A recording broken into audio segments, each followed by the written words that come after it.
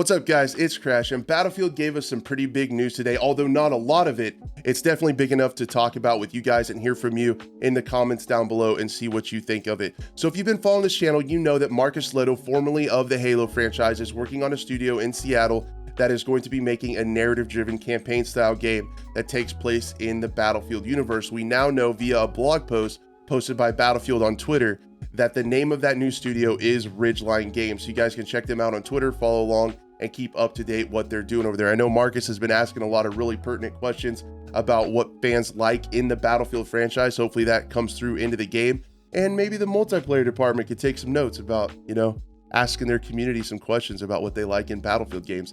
That would be pretty cool. The other thing that I thought was huge was arguably even bigger news, but it's nestled down inside this blog post in just a few sentences. I'll just read it to you. It says, creative director Lars Gustavsson, who has been with the franchise since the beginning and is affectionately known as Mr. Battlefield, has decided he is ready for a new adventure. We would like to thank him for his invaluable experience, expertise, and friendship for all these years. So Mr. Battlefield is leaving Battlefield. I think this is really big news. This man is responsible, arguably for the franchise itself.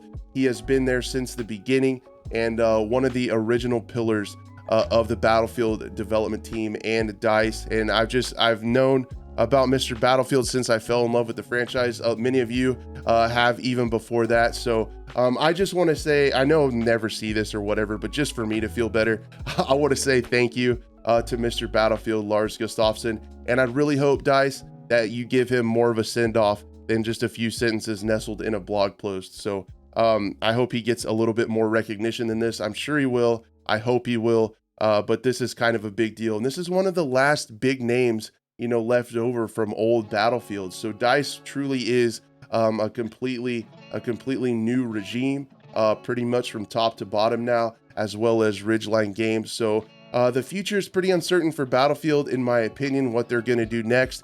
It sounds like they're kind of splitting off single player from multiplayer studio-wise for sure. That we do know. Honestly, hopefully the next game brings back the legacy features that, in my opinion, make Battlefield special. With Call of Duty coming out, you always have that Call of Duty versus Battlefield thing for some reason. And I was always able to point to a lot of those. When I would argue in favor of Battlefield, I can't help but do that sometimes. I would talk about a lot of those legacy features that made it better than Call of Duty. And we've lost a lot of those. I hope they come back and Battlefield can find its identity again. But with Lars leaving, I don't know, man. It just hits me in the feels a little bit, and kind of a big deal. So a lot of stuff's changing with Battlefield. Let me know what you guys think down below, and thank you so much for watching.